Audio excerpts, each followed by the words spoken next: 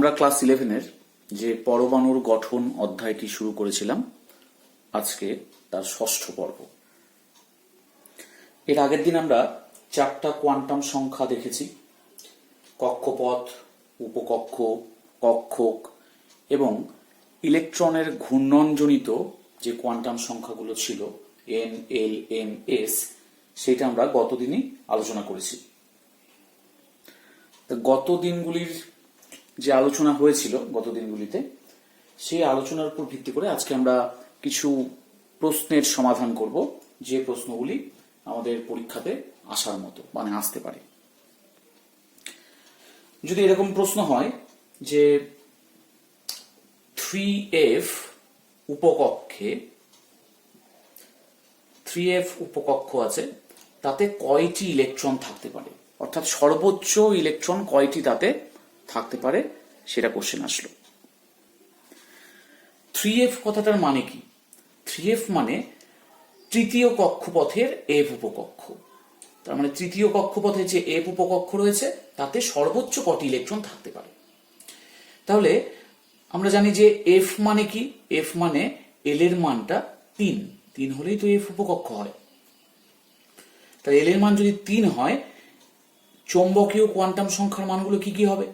-3, -2, -1, 0, +1, +2 এবং +3, কারণ -l থেকে +l পর্যন্ত হয়। প্রত্যেকটা ক্ষেত্রে প্রত্যেকটাই এক একটা কক্ষক, এবং প্রত্যেকটা কক্ষকের মধ্যে দুটো করে ইলেকট্রন থাকে, যাদের ঘূর্ণন সংখ্যাগুলি, মানে ঘূর্ণন কোয়ান্টাম সংখ্যার মান +12 এবং -12। +12 মানে ক্লকওয়াইজ ডিরেকশনে, -12 মানে অ্যান্টি ক্লকওয়াইজ ডিরেকশনে। প্রত্যেকটা কক্ষকে দুটো ইলেকট্রন থাকতে পারে। তাহলে প্রত্যেকটার ক্ষেত্রেই দুটো করে ইলেকট্রন আছে।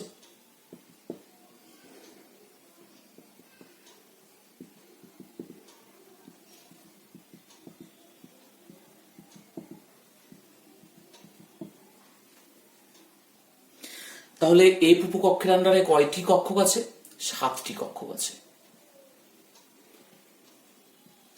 প্রত্যেকটা ঘরে দুটো করে ইলেকট্রন আছে। তাহলে মোট কয়টা ইলেকট্রন হলো? 14টি ইলেকট্রন হলো। অর্থাৎ 3f উপকক্ষে সর্বোচ্চ 14টা ইলেকট্রন থাকতে পারে। নেক্সট কোশ্চেনে আসি।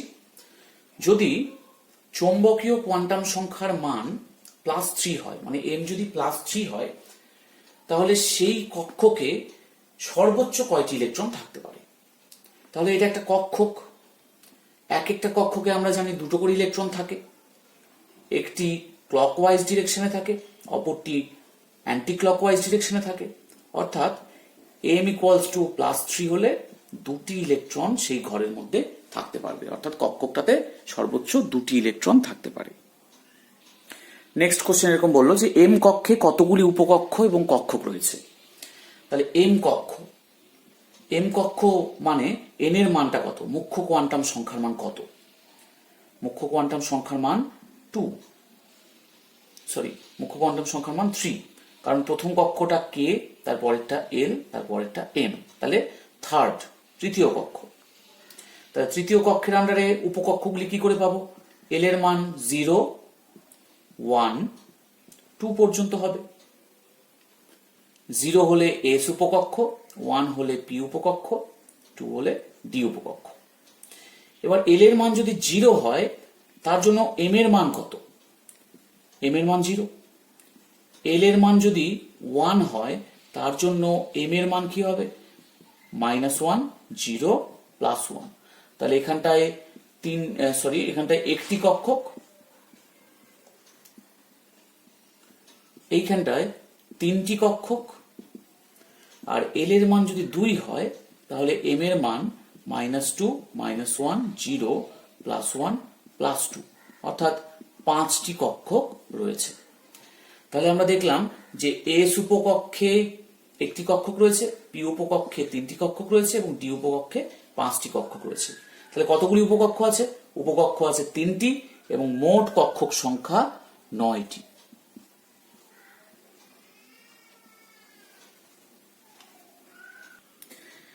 নেক্সট কোশ্চেনে আসি। 2D, 3f, 4G এবং 5D এই উপকক্ষগুলির মধ্যে কোনগুলির বাস্তব অস্তিত্ব নেই, অর্থাৎ কোনগুলি হয় না, হতে পারে না। তাহলে প্রথমে যে 2, 3, 4 বা 5 যেগুলো থাকে সেগুলো কক্ষপথ, কততম কক্ষপথ সেটা বোঝাচ্ছে। তাহলে 2D মানে কি বোঝাচ্ছে? 2D মানে বোঝাচ্ছে n এর মানটা এখানে 2। তাহলে দ্বিতীয় কক্ষপথের d এর অস্তিত্ব আছে কিনা সেটা আমরা একটু দেখে নিই। n এর মান যদি 2 হয় তাহলে l এর দুটো মান হতে পারে, একটা 1, 0 আর একটা 1। 0 হলে s উপকক্ষ, 1 হলে p উপকক্ষ। d কখন হতো? যদি l এর মান 2 হতো। তো l এর মান কি 2 এখানে সম্ভব? কারণ l এর মান যদি 2 হতে হয় তাহলে n = l হয়ে যাবে, অর্থাৎ n ও 2 l ও 2, কিন্তু এখানে তো সম্ভব না, কারণ l এর মানটা সবসময় 0 থেকে n-1 পর্যন্তই হয়।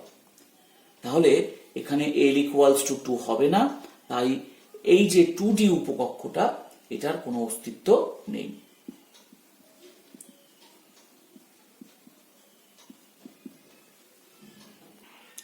থ্রি এফ এর ক্ষেত্রে n এর মান 3।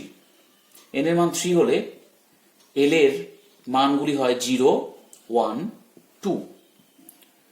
0 মানে s, 1 মানে p উপকক্ষ, 2 মানে d উপকক্ষ। অর্থাৎ তৃতীয় কক্ষপথের আন্ডারে এই 3টি উপকক্ষই পসিবল। তাহলে 3f কি পাওয়া গেল? f পাওয়া যাচ্ছে না, কারণ f যদি হতে হতো তাহলে l এর মানটা 3 হতে হতো, কিন্তু এখানে সম্ভব না, তাই এটিও অস্তিত্ব নেই। 4Gর ক্ষেত্রে n এর মান 4, l এর মান 0, 1, 2 এবং 3। 0 মানে s, 1 এ p, 2 তে d এবং 3 তে f। G হতে গেলে l এর মান 4 হতে হতো, যা অসম্ভব, তাই এখানে 4G উপকক্ষেরও কোনো অস্তিত্ব নেই। 5D, n এর মান 5, l এর মান 0, 1, 2, 3, 4। 0 মানে s উপকক্ষ, 1 এ p উপকক্ষ, 2 তে d উপকক্ষ, 3 তে f উপকক্ষ, 4 হলে g উপকক্ষ। তাহলে এখানটায় আমরা দেখতে পাচ্ছি যে d পাওয়া যাচ্ছে, অর্থাৎ 5D এর অস্তিত্ব আছে। 5D এখানটায় আছে, যেহেতু এখানে আমরা d এর অস্তিত্ব পেয়ে গেলাম।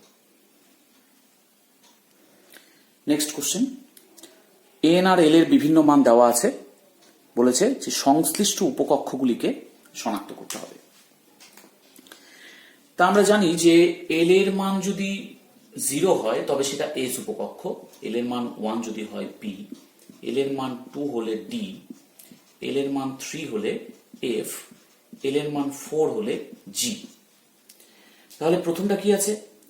4 আর 2 আছে, অর্থাৎ 4, 2 মানে কি? 2 মানে d, তার মানে 4D। পরেরটা 6, এখানে 4 আছে মানে g, 6G। 5, 3 মানে f, তাহলে 5f। 4 আর l এর মান 0, 0 মানে s, তাহলে 4s। তাহলে উত্তরগুলি এরকম হবে। তো এবার আমরা আমাদের পড়ার মধ্যে ঢুকে যাই। কোন ইলেকট্রন যদি কক্ষপথে থাকে, কোন ইলেকট্রন যখন কক্ষপথে থাকে তখন তার যে কৌণিক ভরবেগ তাকে বলা হবে কক্ষীয় কৌণিক ভরবেগ। কক্ষীয় কৌণিক ভরবেগ।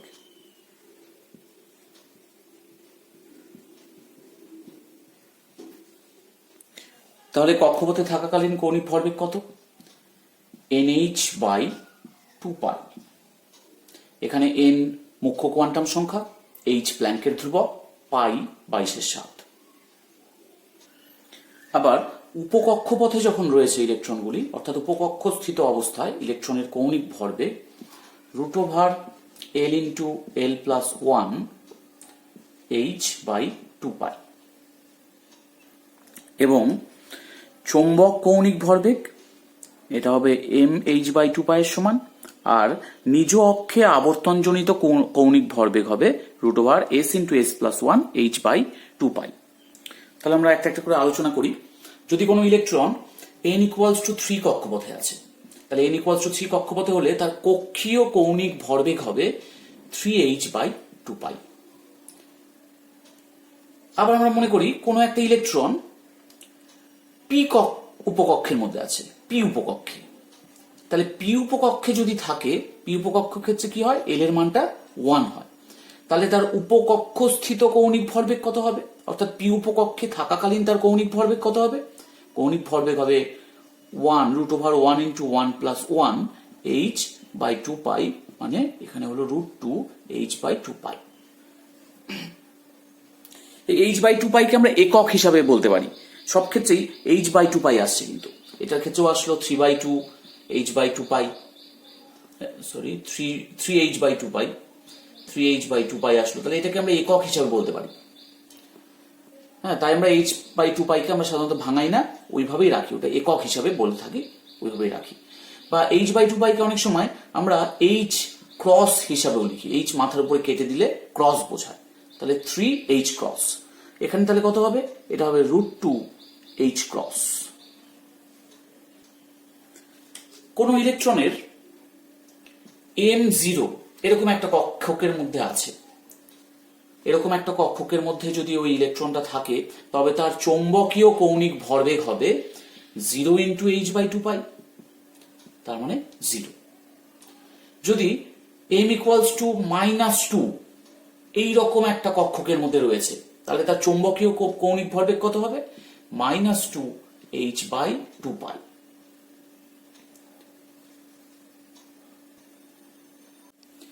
কোন ইলেকট্রনের আমরা জানি যে চৌম্বকীয় কোয়ান্টাম সংখ্যার মান হাফ, সেটা +½ বা -½ যাই হতে পারে, কিন্তু সংখ্যাটা হাফ। +½ মানে বোঝায় ক্লকওয়াইজ ডিরেকশন, আর -½ মানে বোঝায় অ্যান্টি ক্লকওয়াইজ ডিরেকশন। তাহলে চৌম্বকীয় কোয়ান্টাম সংখ্যার মান হাফ। এবার নিজ কক্ষে আবর্তনজনিত কৌণিক ভরবেগ বের করতে গেলে আমরা কি করব? নিজ কক্ষে আবর্তনজনিত কৌণিক ভরবেগের মান হবে √½ × 1/2 + 1 h/2π। তার মানে এটা দাঁড়াবে √3/2 h/2π বা h ক্রস, এটা একক।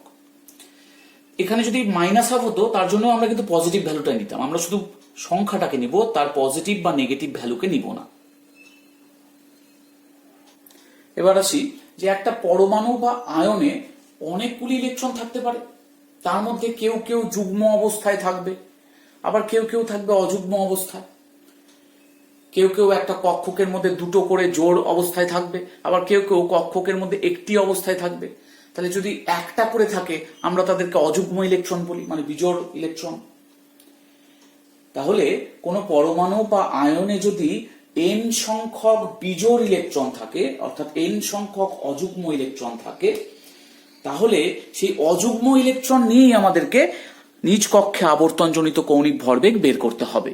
আমরা যুগ্ম ইলেকট্রনকে এখানটায় কনসিডার করব না, আমরা শুধু অযুগ্ম ইলেকট্রন খুঁজব। তাহলে কোনো পরমাণু বা আয়নে যদি n সংখ্যক অযুগ্ম ইলেকট্রন থাকে, তাহলে সেই ইলেকট্রন n সংখ্যক অযুগ্ম ইলেকট্রনের মোট s, তার মান কত হবে? এক একটার হয় হাফ। তাহলে n সংখ্যক অযুগ্ম ইলেকট্রন, এটা অযুগ্ম ইলেকট্রন সংখ্যা।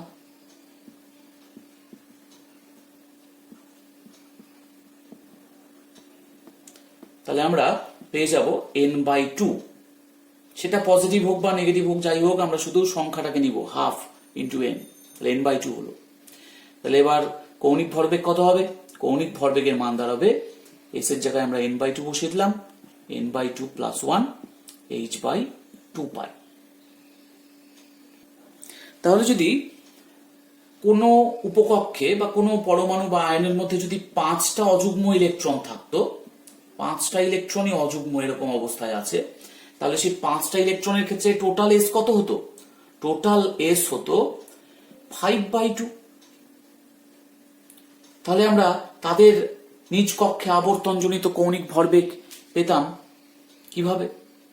আমরা এস এর মানটা এই ইকুয়েশনে বসিয়ে দিতে পারি, বা ডিরেক্টলি, যেহেতু 5টা অযুগ্ম ইলেকট্রন আছে, তার মানে n এর মান 5, তাহলে আমরা এই ইকুয়েশনে ডিরেক্টলি বসিয়ে দিলেও একই মান আসবে।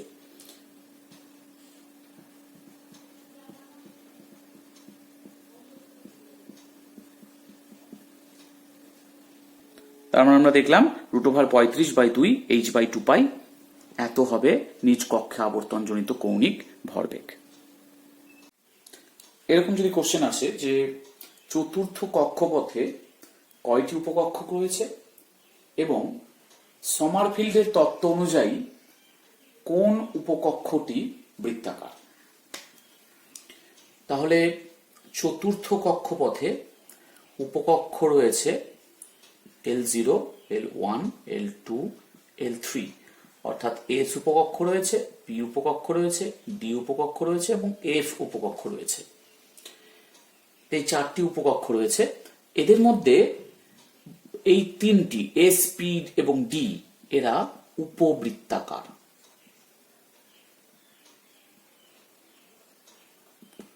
কিন্তু F যেহেতু সবচেয়ে বৃহত্তম মান L এর এই চারটের মধ্যে, এইটি হবে বৃত্তাকার। তা এর আগের দিন আমরা করেও ছিলাম সেশন সম্ভবত 4-এ, সেটা ছিল কি B/A = L+1/n। এখানে যদি আমরা L এর মানটা 3 বসিয়ে দিই এবং n এর মানটা যদি 4 বসাই, তাহলে B/A দাঁড়াবে 1, অর্থাৎ 1/1, অর্থাৎ A = B। তার মানে এই কন্ডিশনটা অবশ্যই বৃত্তাকারের জন্যই প্রযোজ্য হবে। তাহলে আমরা এখানটা দেখলাম যে সমারফিল্ডের নিয়ম অনুযায়ী F উপকক্ষটি বৃত্তাকার এবং বাকি তিনটি উপবৃত্তাকার। এবার আসে আমরা পাউলির অপবর্জন নীতি। পাউলির অপবর্জন নীতিটা এইরকম: কোনো একটি পরমাণুর যে কোনো দুটি ইলেকট্রনের চারটি কোয়ান্টাম সংখ্যার মান একই হতে পারে না। অর্থাৎ একটি পরমাণুর দুটি ইলেকট্রনের যদি তিনটে কোয়ান্টাম সংখ্যা একই হয়ে যায়, তবে তার চতুর্থ কোয়ান্টাম সংখ্যার মান অবশ্যই আলাদা হবে। মনে করি এটা একটা ইলেকট্রন নাম্বার 1, এটা একটা ইলেকট্রন নাম্বার 2। তাই দুজনের ক্ষেত্রেই যদি n এর মানটা আমরা ধরে নিচ্ছি 2 হল, দুজনের ক্ষেত্রেই 2। l এর মানও যদি দুইজনের ক্ষেত্রেই সমান হয়, আমি যদি এটাকে 1 ধরে নিই, m এর মান যদি দুজনের ক্ষেত্রেই সমান হয়ে যায়, তবে চতুর্থ কোয়ান্টাম সংখ্যা মানে স্পিন কোয়ান্টাম নাম্বারের মান এটার যদি +12 হয়, এটার অবশ্যই -12 হবে। অর্থাৎ যদি আগে থেকে পার্থক্য হয়ে আসে তাহলে তো হয়েই গেল, সে চারটাই আলাদা হতে পারে। একটা ইলেকট্রনের 4টা কোয়ান্টাম সংখ্যা, অপর ইলেকট্রনের 4টা কোয়ান্টাম সংখ্যার চারটাই আলাদা হতে পারে। কিন্তু যদি এক হয়ে যায় তাহলে অ্যাটলিস্ট মানে সবচেয়ে বেশি 3টে সমান হতে পারে, চতুর্থটা সেক্ষেত্রে কিন্তু আলাদা হবেই। এই নীতির একটি অনুসিদ্ধান্ত হচ্ছে প্রতিটি কক্ষকে সর্বাধিক 2টি ইলেকট্রন থাকতে পারে।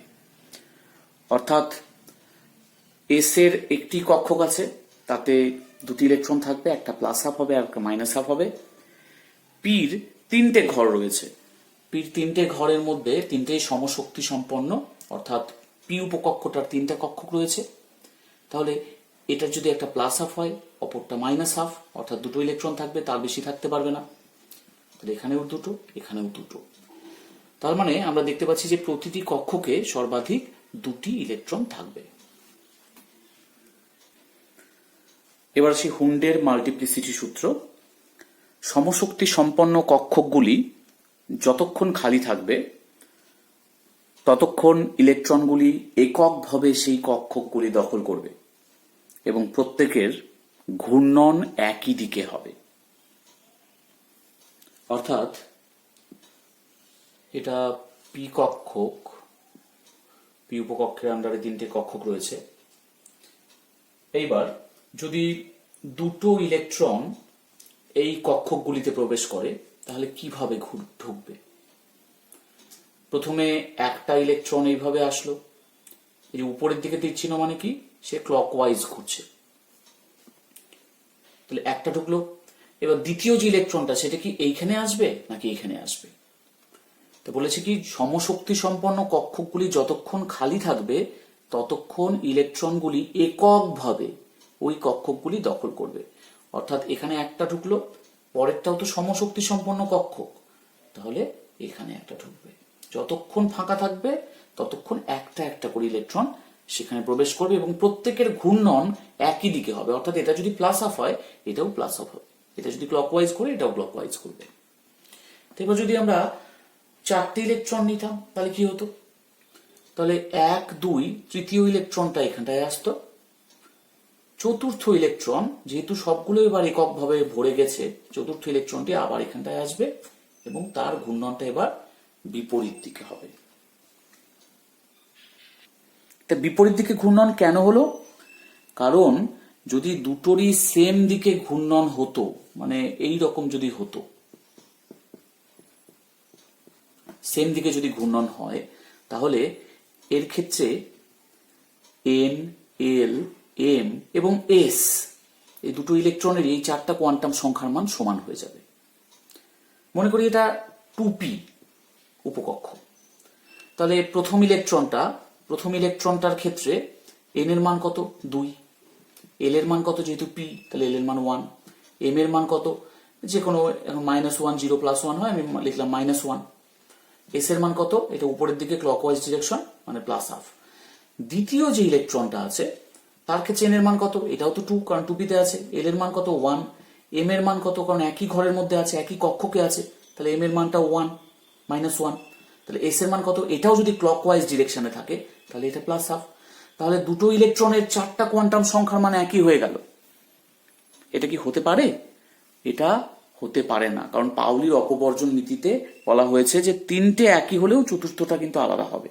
অর্থাৎ এটা যদি প্লাস হাফ হয় এটা মাইনাস হাফ হবে, তার মানে এটা যদি ক্লকওয়াইজ হয় এটা অ্যান্টি ক্লকওয়াইজই হবে।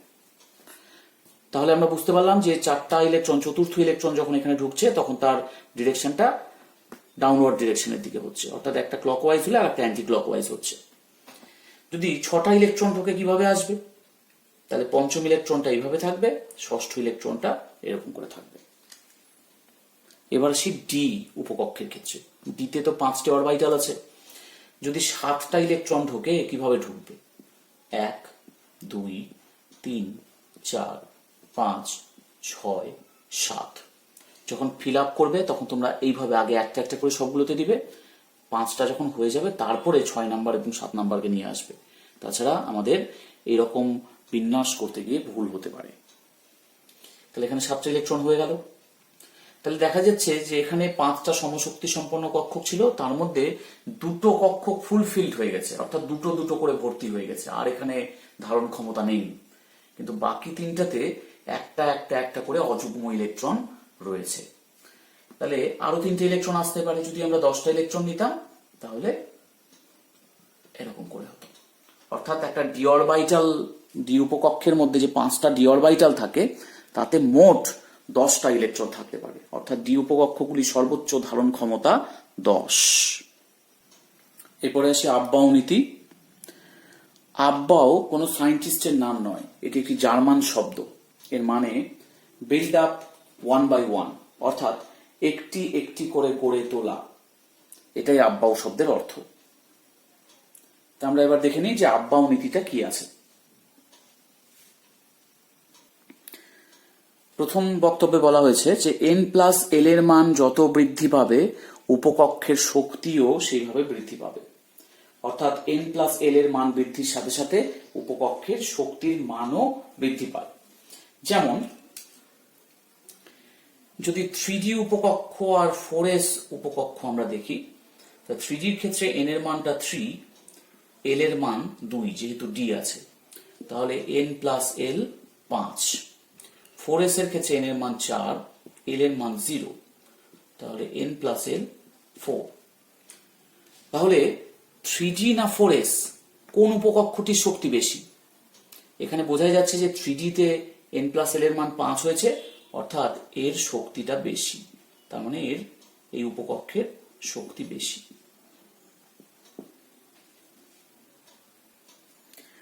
ইলেকট্রন সবসময় প্রথমে কম শক্তিযুক্ত উপকক্ষে প্রবেশ করে।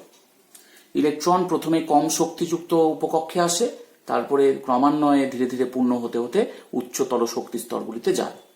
অর্থাৎ যদি 3D এবং 4s এই দুটো উপকক্ষ যদি আসে তাহলে ইলেকট্রন কোন উপকক্ষকে আগে ফিল আপ করবে? এখানে আগে কিন্তু 4s ফিল আপ হবে, কারণ 4s এর শক্তি কম। তাই ইলেকট্রন আগে কম শক্তিযুক্ত উপকক্ষে যাবে, সেটি ফিল আপ হবে, তারপরে তার থেকে বেশি যে শক্তি আছে, তারপরে যেটি আছে সেই উপকক্ষে প্রবেশ করবে। তাহলে এখানে যদি এরকম প্রশ্ন থাকে 3d আর 4s এর মধ্যে কোনটি ইলেকট্রন দ্বারা আগে পূর্ণ হয়, বলতে হবে যেহেতু 4s এর ক্ষেত্রে n+l এর মান কম, তাহলে 4s আগে পূর্ণ হবে, তারপরে পূর্ণ হবে 3d। যদি এরকম হয়ে যায় যে দুটি উপকক্ষের n+l এর মান সমান, তাহলে কি হবে? তাহলে কোনটাতে আগে ইলেকট্রন ঢুকবে? সেক্ষেত্রে যার n কম সেই উপকক্ষে ইলেকট্রন আগে প্রবেশ করবে। যেমন 3d এবং 4s, 4p, 3d আর 4p এই দুটো উপকক্ষ আমরা নিলাম।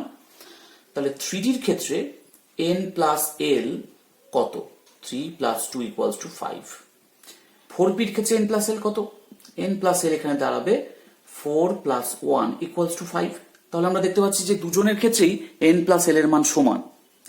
তাহলে ইলেকট্রন কোনটাতে আগে প্রবেশ করবে?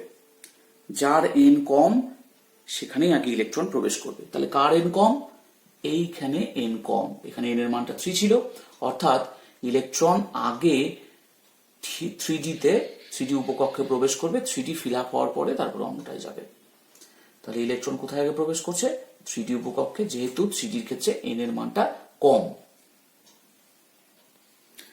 আব্বাউ নীতির যেটা প্রথম নিয়মটি লিখলাম, সেই নিয়ম অনুযায়ী যত n+l এর মান বাড়তে থাকবে তত সেই উপকক্ষটা শক্তি বৃদ্ধি পাবে। তাহলে যার n+l এর মান কম হবে সেইগুলিতে ইলেকট্রন আগে প্রবেশ করবে। তাহলে আমাদের যতগুলো অরবিটাল পসিবল হয়, যতগুলো উপকক্ষ পসিবল হয়, আমরা এবার তাকে একটা শক্তির ক্রম অনুযায়ী সাজিয়ে নিই, তাতে আমাদের ইলেকট্রন কিভাবে ঢুকছে সেই উপকক্ষগুলিতে সেটা আমরা বুঝতে পারবো। তাহলে এদের মধ্যে 1s এর শক্তি সবচেয়ে কম, তাই ইলেকট্রন আগে 1s এ ঢুকবে, কারণ 1s এর ক্ষেত্রে n এর মান 1, s এর l এর মান 0, তাহলে এটা n+l 0 হচ্ছে। এরপরে আসবে 2s এ, কারণ এইগুলোর মধ্যে 2s এর n+l তারপরেই আছে, তাহলে এরপরে আসলো 2s। 2s এর ক্ষেত্রে পরে আসবে 2p, 2p হয়ে 3s হয়ে ভর্তি হবে। তারপরে আসবে 3p, 4s, তারপরে আসবে 3d, 4p, 5s, তারপরে আসবে 4d, 5p, 6s, এইভাবে আসবে 4f, 5p, 6p, 7s, এইভাবে ফিল আপ হতে থাকবে।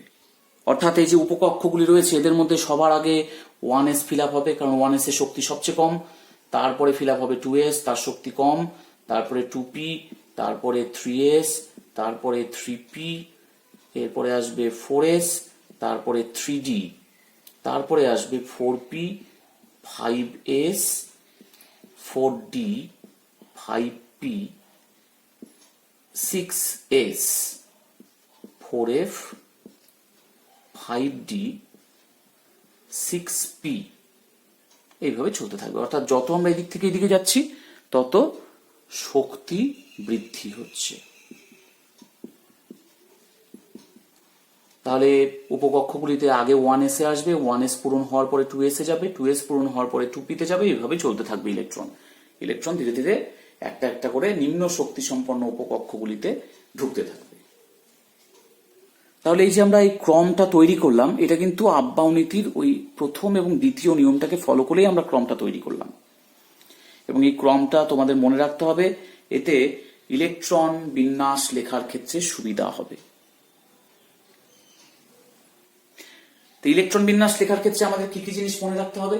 1 নাম্বার পাউলির অপবর্জন নীতি, নাম্বার 2 হুন্ডের মাল্টিপ্লিসিটি সূত্র, এবং নাম্বার 3 আব্বাউ নীতি। এই তিনটে নীতিকে মনে রাখলেই আমরা যে কোনো পরমাণুর ইলেকট্রন বিন্যাস লিখতে পারব।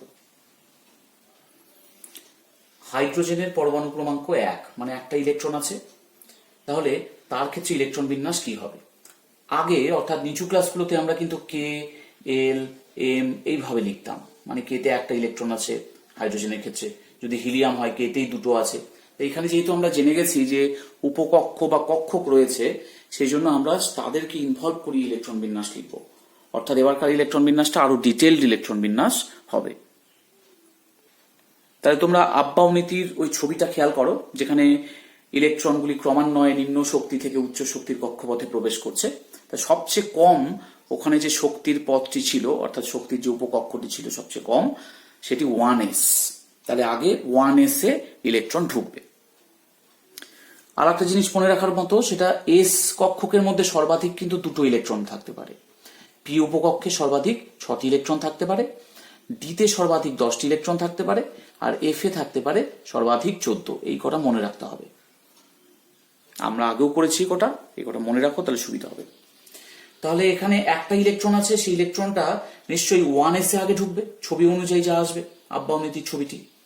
তাহলে 1s1, অর্থাৎ 1s অরবিটালে একটা ইলেকট্রন আছে। এইচ হিলিয়াম, হিলিয়ামের পরমাণু ক্রমাঙ্ক 2, তাহলে এটা হবে 1s2। তো এখানে পাশে পাশে বক্স করে দিলেও দেখতে সুবিধা হয়। সেটা হচ্ছে 1s এর জন্য তো একটাই কক্ষক আছে 1s এ, তাহলে এটা ইলেকট্রন। হিলিয়ামের ক্ষেত্রে 1s2, অর্থাৎ 1s এর একটা খোপের মধ্যে দুটো ইলেকট্রন, মানে একটা ক্লকওয়াইজ একটা অ্যান্টি ক্লকওয়াইজ। তাহলে সেই হিসাবে হাইড্রোজেনটা কি? হাইড্রোজেনটার মধ্যে অযুগ্ম ইলেকট্রন রয়েছে একটি। যাদের অযুগ্ম ইলেকট্রন থাকে তাদেরকে বলা হয় প্যারাম্যাগনেটিক।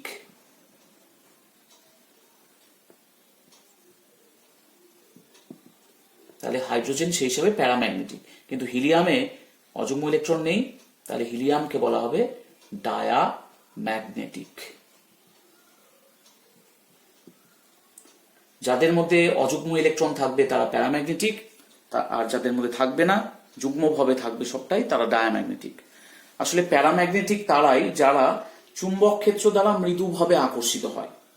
যেহেতু এখানটায় একটা অযুগ্ম ইলেকট্রন আছে, তাই এটা অনুচুম্বকের মতো ব্যবহার করবে, তাই এটি চুম্বক ক্ষেত্র দ্বারা সামান্য বা মৃদু আকর্ষিত হবে।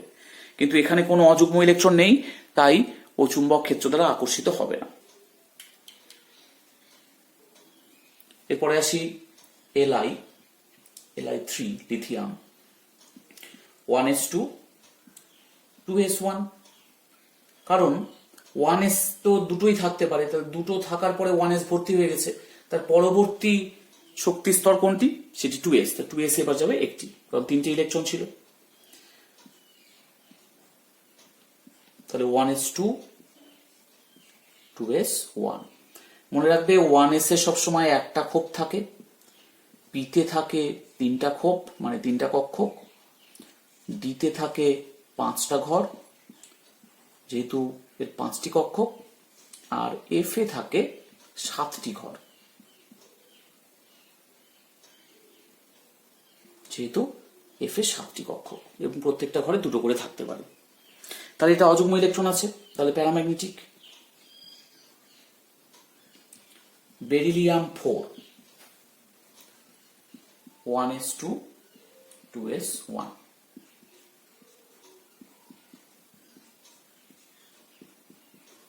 টু হবে, এটা 1 না, 2s2।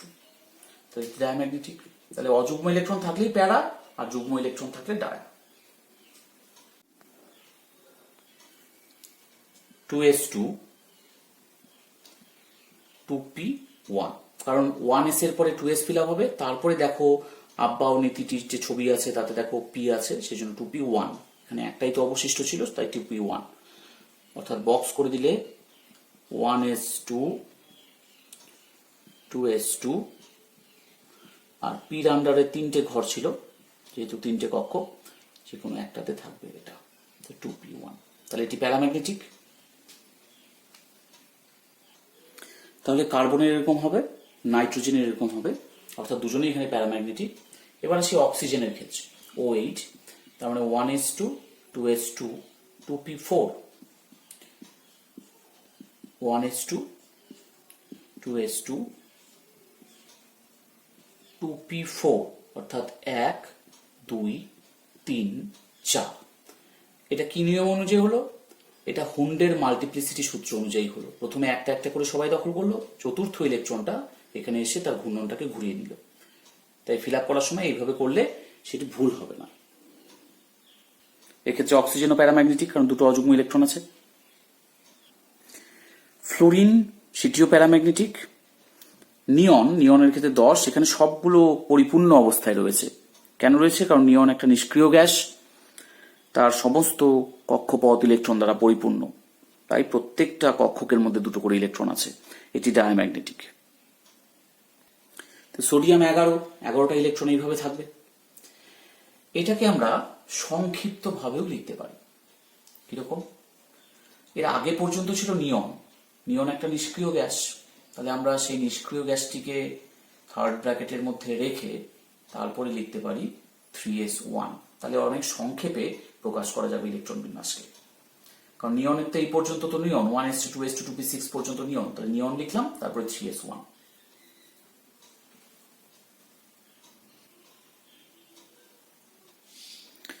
তাহলে magnesium, aluminium, silicon, phosphorus, sulphur, chlorine, argon, এই কটার ইলেকট্রন বিন্যাস করা আছে। পরের দিকেরগুলো আমি আর এতগুলো বক্স না করে এখানে সংক্ষেপে লিখে দিয়েছি। তোমরা লেখার সময় তোমাদের তো সবগুলো একসাথে করতে দিবে না, তখন তোমরা যে পার্টিকুলারটা করবে সেটি বক্স সহকারে করো। আর বক্স না করলেও হবে, শুধু এইটুকু আকারে রেখে দিলেও হবে, কিন্তু এটা নিজেদের বুঝতে সুবিধা হয় এইভাবে বক্স করলে। তাই এখন থেকে তোমরা বক্স বাদ দিয়েও করতে পারো, যদি যদি জিনিসটা বুঝে যাও। এইটুকু করলেই আমাদের অ্যান্সার হয়ে যাবে।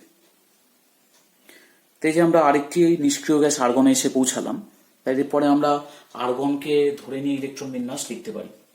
তাহলে সেটা সংক্ষিপ্তভাবে আমরা প্রকাশ করতে পারবো। অর্থাৎ পটাশিয়াম যখন আসবে সে তো আর্গন, তারপরে আসবে 4s1, কারণ 3p6 এর পরে 4s1 যায়, তাহলে আর্গন 4s1। তাহলে অনেক সংক্ষেপে লেখা গেল। আর যদি এইভাবে লিখতে অসুবিধা হয়, তোমরা ডিটেলড যে ইলেকট্রন বিন্যাসটা, অর্থাৎ 1s2 2s2 2p6 3s2 3p6 4s1, এইভাবে তোমরা লিখবে, তাতে কোনো অসুবিধা নেই। ক্যালসিয়াম পর্যন্ত জিনিসটা বোঝা গেল। কিন্তু এবার স্ক্যান্ডিয়াম, 21 নম্বরের স্ক্যান্ডিয়ামের ক্ষেত্রে দেখো আর্গন, তারপরে 4s2, তারপরে 3d1 হওয়ার কথা ছিল। অর্থাৎ 4s2, তারপরে তো শক্তির দিক থেকে 3d1 আসছে, তাহলে 3d1 পরে আসার কথা ছিল। কিন্তু যেহেতু 3d1 তৃতীয় কক্ষপথের অন্তর্গত, আমরা এটাকে ঘুরিয়ে নিয়ে লিখতে পারি। আমি যেটা লিখলাম সেটাও ঠিক, কিন্তু আমাদের সাজিয়ে লিখলে বুঝতে সুবিধা হয়। অর্থাৎ এখানে 3d1 4s2 এইভাবে লিখলে আমাদের সেটা বুঝতে সুবিধা। তাহলে ডিটা যেহেতু আগে আছে, আমরা ডিটাকে আগে আঁকলাম, 4sটাকে রাখলাম। আর আগেরগুলো আর্গনগুলো তো সব আর্গন পর্যন্ত সব ফিল আপ ছিল, তাই ওগুলো আর আঁকাচ্ছি না। তাহলে 3d 4s, 3d তে একটা ইলেকট্রন, 4s এ দুটো। স্ক্যান্ডিয়ামের পরে আসে টাইটেনিয়াম, 22। তাহলে কিভাবে লিখবো? আর্গন আমি লিখলাম 3d 4s, 4s এর ঘরে 2 লিখলাম। এবার 3d তে ফিল আপ করবো, 3d হবে দুটো। তাহলে ঠিক একইভাবে যদি আমরা এখানে বক্সগুলো পূরণ করি, এরকম দাঁড়াবে। ঠিক একইভাবে ভ্যানাডিয়াম 23, ভ্যানাডিয়াম আসলো argon 3d3 4s2। 24 number chromium, Cr, তাহলে কি আসবে? আর্গন 3d4 4s2, এরকম আসার কথা, কিন্তু না, এখানে কিন্তু এরকম আসবে না। এখানে আসবে 3d5 4s1। তো এটা একটা ব্যতিক্রম। ঠিক একইভাবে ম্যাঙ্গানিজ, আয়রন, কোবাল্ট, নিকেল আমরা ফিল আপ করলাম। এবার আছে কপার আর্গন, তারপরে আসবে 3d9 4s2। এরকম কি হবে না? এখানেও ক্রোমিয়ামের মতো ব্যতিক্রম আছে, এখানেও হয়ে যাবে 3d10, তাহলে এখানটায় হবে 4s1। ঠিক একইভাবে জিঙ্ক 3d10 4s2। ঠিক একইভাবে gallium, germanium, arsenic, selenium, bromine এবং ক্রিপ্টনের আমরা ইলেকট্রন বিন্যাস দেখলাম। আমাদের ক্লাস 11-12 জন্য এইটুকু ইলেকট্রন বিন্যাস ভালো করে শিখলেই হবে। তোমরা এই ইলেকট্রন বিন্যাসগুলো বাড়িতে ভালো করে প্র্যাকটিস করো এবং 1 থেকে 36 পরমাণু ক্রমাঙ্ক বিশিষ্ট প্রত্যেকটি পরমাণুর নাম মনে রাখতে হবে, এবং মনে রাখলেই সেক্ষেত্রে ইলেকট্রন বিন্যাস করতে অনেক সহজ হবে। তাহলে 1 থেকে 36 পর্যন্ত যে আমরা দেখলাম পরমাণুগুলি, তার মধ্যে দুটি ব্যতিক্রম পাওয়া যায়, একটা ক্রোমিয়াম 24 নাম্বার আর একটা কপার যেটা 29 পরমাণু ক্রমাঙ্ক বিশিষ্ট। বাদ বাকিগুলো অ্যাজ ইউজুয়াল হয়। তো এবার আমরা কোশ্চেনের মধ্যে আসি যে ক্রোমিয়ামের ইলেকট্রন বিন্যাসটা ওরকম ব্যতিক্রম হলো কেন, অর্থাৎ আর্গন 3d4 4s2 না হয়ে সেটা 3d5 4s1 কেন হলো। তো এক্ষেত্রে আমরা দুভাবে ব্যাখ্যা করতে পারি। 1 নাম্বার, যদি 3d4 4s2 হতো, অর্থাৎ তাহলে ইলেকট্রন এখানে 4টে এখানে দুটি থাকতো, এবং এখানে যদি 3d5 4s1 হয় তাহলে কি হচ্ছে, এখানে 5টে থাকছে এখানে 1টি থাকছে। তাহলে এইখানে যে 6টি কক্ষকে ইলেকট্রন দখল করে রয়েছে প্রত্যেকটাই প্রতিসাম্য, অর্থাৎ প্রতিটাই প্রতিসম, কিন্তু প্রতিটা খোপ একই রকমের এবং তাতে একটা করে ইলেকট্রন আছে, প্রত্যেকের ঘূর্ণন একই দিকে। তাহলে এই বিন্যাসটা, এই যে ইলেকট্রন বিন্যাসটা, এটাতে অধিক প্রতিসাম্য রয়েছে। যেটা যত বেশি প্রতিসাম্য হবে সেটি তত বেশি স্থায়ী। তাহলে এটা এই ইলেকট্রন বিন্যাসটা মোর স্টেবল। এইখানে অতটা প্রতিসাম্য নেই, তাহলে এটা আমরা বলতে পারি কম প্রতিসাম্য, কারণ এইগুলোতে একটা করে ইলেকট্রন, এখানে আছে দুটো করে ইলেকট্রন, তাহলে এইগুলোর সাথে এটার মিল নেই, তাহলে এখানে কম প্রতিসাম্য, তাহলে লেস স্টেবল। তাহলে একটা কারণ আমরা বললাম যে অধিক প্রতিসাম্য যেটা হবে সেটাই বেশি স্টেবল হবে। দ্বিতীয়ত আসি ইলেকট্রনগুলির শক্তি বিনিময়, অর্থাৎ এই ক্ষেত্রে এই 1 নং ইলেকট্রনটা, এটাকে যদি 1 নং, এটাকে আমি 2, এটাকে 3 আর 4 নং ইলেকট্রন দিয়ে বলি, তাহলে 1 নং ইলেকট্রন এই 3 জনের সাথে নিজের জায়গা শেয়ারিং করতে পারবে, এই 3 জনের সাথে, অর্থাৎ 1 নং 2 নং 1 নং এবং 3 নং আর 1 এবং 4 নং ইলেকট্রন পরস্পরের মধ্যে স্থান বিনিময় করতে পারবে, কিন্তু এর সাথে পারবে না, কারণ এই 1 নাম্বার ইলেকট্রনটা এদের সাথে প্রতিসম নয়। তাহলে প্রতিসম ইলেকট্রনগুলো এরকম ছিল 1 2 3 4, তাহলে এরা পরস্পরের মধ্যে স্থান বিনিময় করতে পারবে, অর্থাৎ 1 নং ইলেকট্রনটা 2 3 এবং 4 নং এর সাথে স্থান বিনিময় করতে পারবে। তাহলে 1 নং ইলেকট্রন কয় উপায়ে স্থান বিনিময় করতে পারবে, এখানে আসলো 3টি উপায়ে স্থান বিনিময় করবে। এবার আসি 2 নং ইলেকট্রন কয়টি উপায় করবে। তাহলে 2 নং আর 1 নং এর মধ্যে তো স্থান বিনিময় হয়ে গেল, তাহলে বাকি থাকলো 2 আর 3 এর মধ্যে, 2 আর 4 এর মধ্যে। তাহলে 2 রকম উপায়ে এরা স্থান বিনিময় করতে পারবে।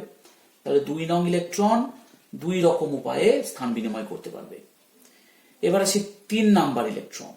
3 নাম্বার ইলেকট্রন 4 নাম্বারের সাথে স্থান বিনিময় করতে পারবে এবং সেটি একরকম ভাবেই করতে পারবে। তাহলে এই রকম ইলেকট্রন বিন্যাসে মোট কত রকম ভাবে ইলেকট্রনগুলি স্থান বিনিময় করতে পারবে, 3 2 5 একে 6 রকম উপায়ে স্থান বিনিময় করতে পারবে। এবার আসি এই ক্ষেত্রে d5 4s1 আছে, এই ক্ষেত্রে কয় রকম ভাবে বিনিময় হতে পারে।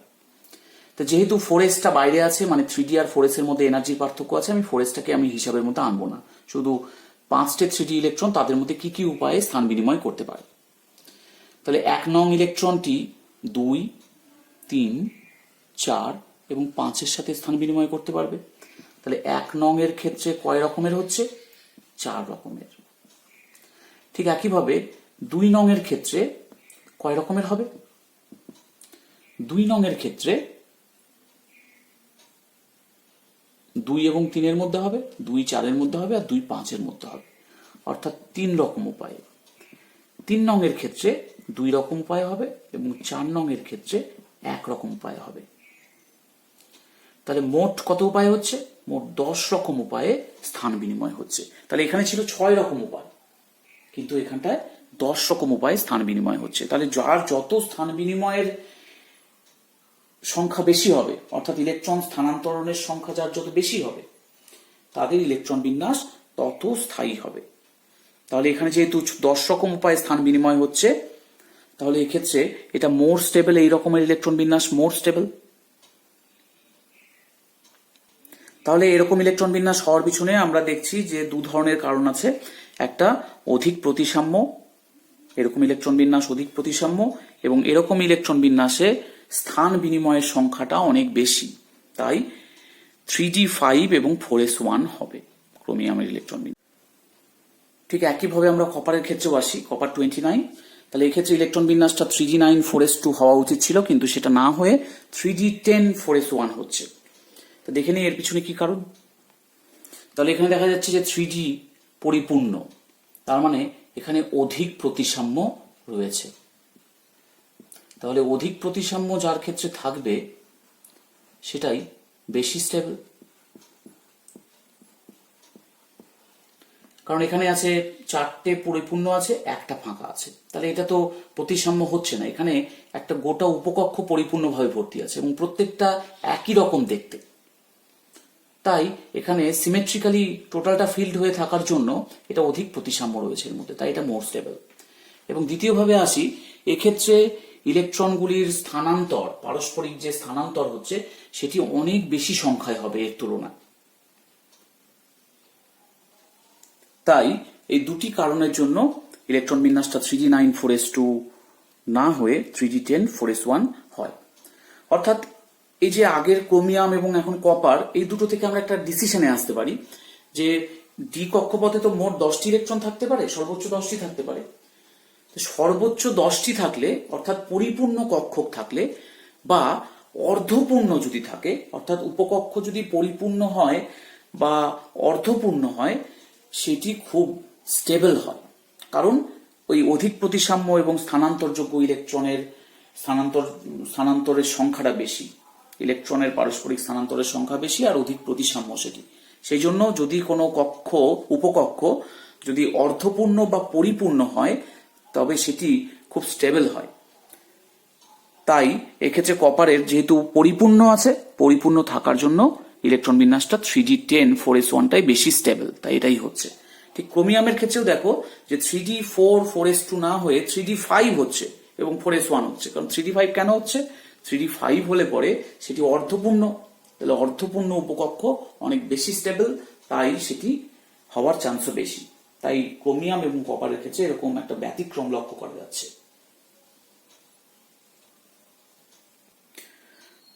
একটু আগে যে আপ-বাউ নীতিটা নিয়ে আলোচনা করা হলো, এখানে আমরা আপ-বাউ নীতির ব্যতিক্রম দেখব, অর্থাৎ n+l নিয়মের ব্যতিক্রম। দুটো পরমাণু আছে, ল্যান্থানাম এবং অ্যাক্টিনিয়াম। ল্যান্থানাম এবং অ্যাক্টিনিয়ামের ক্ষেত্রেই n+l নিয়মের ব্যতিক্রম ঘটে।